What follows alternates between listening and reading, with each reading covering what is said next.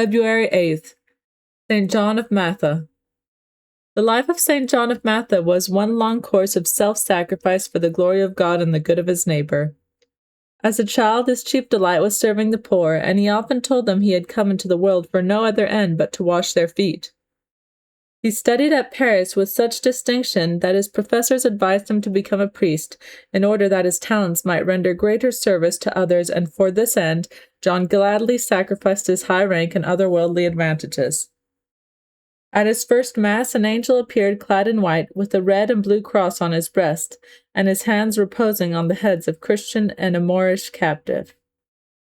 To ascertain what this signified, John repaired to St. Felix of Valois, a holy hermit living near Meaux, under whose direction he led a life of extreme penance.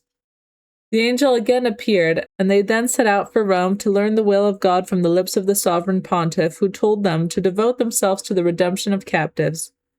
For this purpose they founded the Order of the Holy Trinity. The religious fasted every day, and gathering alms throughout Europe took them to Barbary to redeem the Christian slaves. They devoted themselves also to the sick and prisoners in all countries. The charity of St. John in devoting his life to the redemption of captives was visibly blessed by God. On his second return from Tunis, he brought back 120 liberated slaves. But the Moors attacked him at sea, overpowered his vessel, and doomed it to destruction with all on board by taking away the rudder and sails, and leaving it to the mercy of the winds. St. John tied his cloak to the mast and prayed, saying, "Let God arise, and let his enemies be scattered.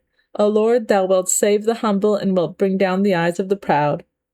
Suddenly the wind filled the small sail, and without guidance carried the ship safely in a few days to Ostia, the port of Rome, 300 leagues from Tunis.